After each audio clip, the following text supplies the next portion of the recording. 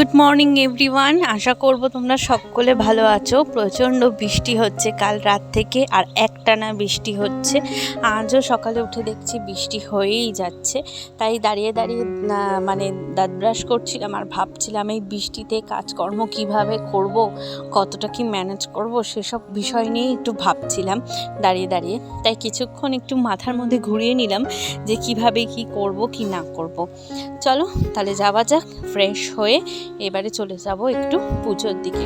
তার আগে তোমাদেরকে দেখাই কি ভালোই লাগছে না গাছটার মধ্যে, যেরকম সেই তুষার মানে শিশিরের মতো যে বৃষ্টিগুলো পড়ে না একদম সাদা হয়ে, সেভাবে বৃষ্টি পড়েছে তো। আর সারা গাছে যেন এরকম শিশির পড়লে যেরকম জল জল হয়ে থাকে সেরকম হয়ে আছে। আর এত সুন্দর লাগছে, খুব সুন্দর লাগছে ওয়েদারটা।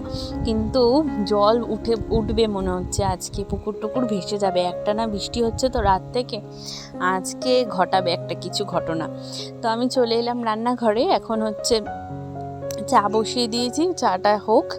আগেই বৃষ্টি টিষ্টি হলে আগেই ইচ্ছা করে বেশিরভাগটাই আগে চা খাওয়ার জন্য, তাই সকালে উঠে চাটা বসিয়ে নিলাম। আজকে স্নান করে নিয়েছি একবারে, বৃহস্পতিবার যেহেতু আজকে হচ্ছে ঠাকুরটা আগে দিয়ে নেব, তাই ভাবলাম চাটা আগে করে নিই, তারপরে হচ্ছে ঠাকুর দেবো। আর এদিকে দেখো বৃষ্টি পড়েই যাচ্ছে, একটুকু বৃষ্টি থামছে না। হ্যাঁ, জোরে কম এটা হচ্ছে, কিন্তু একেবারে থেমে যাচ্ছে না।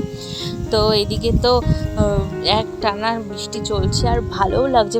প্রথম একটানা বৃষ্টি ভালো লাগে, তারপরে কিন্তু এই একটানা বৃষ্টি আর ভালো লাগে না মোটেই। চারিদিক জলামগ্ন, অবস্থা খারাপ হয়ে যায়। তো চলো, চাটাও প্রায় হয়ে এসছে, এবার দুধটা দিয়ে আর একটু ফুটিয়ে চাটা নামিয়ে নিই, তারপরে যাব ঠাকুর ঘরে আজকে অনেক কাজ হচ্ছে, যেহেতু আজকে বৃহস্পতিবার আর মেলা কাজ থাকে ঠাকুরেরই। তার জন্য চাটা করেই যাব ঠাকুর ঘরে। আমার চা প্রায় হয়ে এসছে, চাটা নামিয়ে নেব। এবারে ফুটে গেছে, দুধ দিয়ে ফুটিয়ে নিয়েছি। এবারে নামিয়ে নিয়ে যাব গোপালের ঘরে।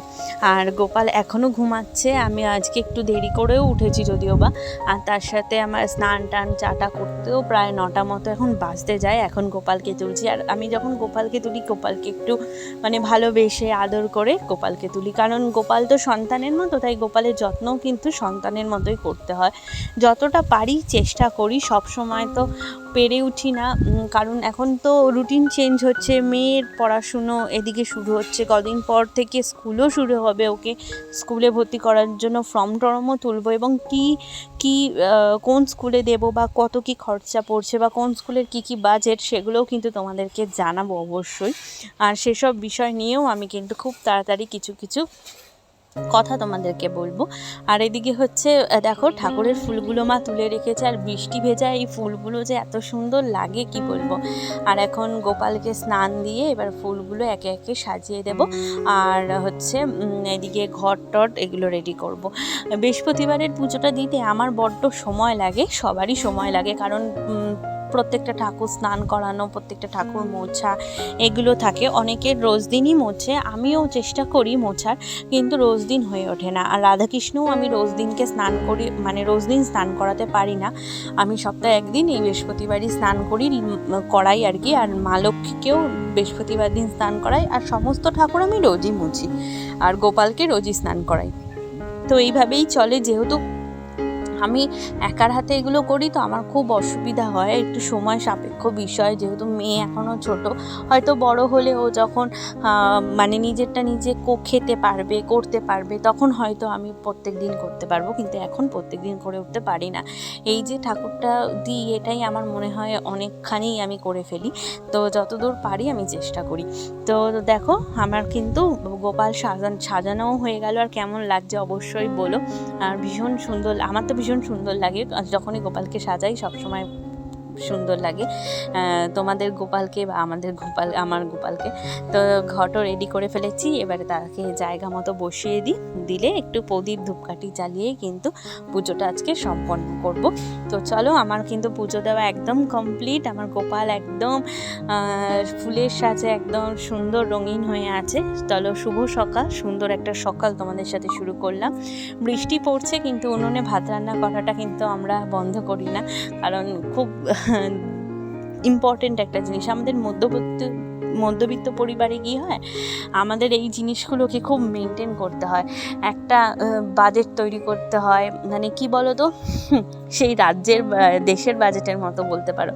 এই দেখো আমি বসে বসে তৈরি করছি, প্রত্যেকটা জিনিসের হিসাব, এত টাকার মধ্যে আমাকে সংসারটাকে পুরো একটা মাস টানতে হবে এই টাকার মধ্যে, সমস্ত কিছু। তাই জন্য না গ্যাসটা যাতে একটা মাস যায় তাই একটু কষ্ট করে উনুনে করি আর কি, আমি আর আমার শাশুড়ি মা আর কি দুজনেই এইভাবেই করি।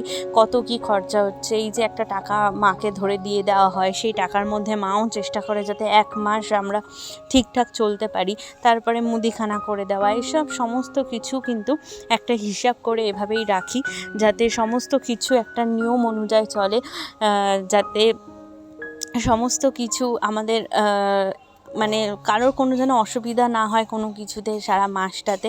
তাই সেইভাবেই কিন্তু আমরা তৈরি করি। দেখো ভূমির জন্যও একটা আলাদা টাকা ধরে রাখা হয়, কারণ ওর খাওয়া দাওয়া, ওর সমস্ত কিছু একটা খরচা আছে, তার জন্য কিন্তু একটা টাকা ধরে রাখা হয়।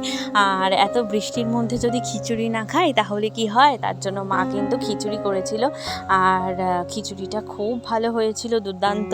আর এত বৃষ্টির মধ্যে আমি মনে করি এটাই হচ্ছে খিচুড়ি দিবস, যেদিন খুব বৃষ্টি হবে, টানা একেবারে বৃষ্টি কমবে না, সেদিনই খিচুড়ি দিবস পালন করা উচিত। তো আজকে কিন্তু আমরা খেয়ে নিয়েছিলাম, আর তোমরা দেখতেই পারলে সব রেডি করেও রেখেছি একদম মাসের। আর এদিকে হচ্ছে গরম গরম খিচুড়ি খাবো, আর বৃষ্টি দেখতে দেখতে আজকে ঘুমটা দেবো, মানে ভীষণ সুন্দর। তো চলো, ভালো লাগলে কিন্তু তোমরা অবশ্যই লাইক শেয়ার সাবস্ক্রাইব করো।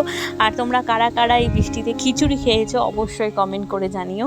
আমি কিন্তু খেয়েছি, আর এই গরম গরম খিচুড়ি খালি ডিমের অমলেট আর পাঁপড় ভাজা দিয়ে খেতে কিন্তু ভীষণ ভালো লাগে।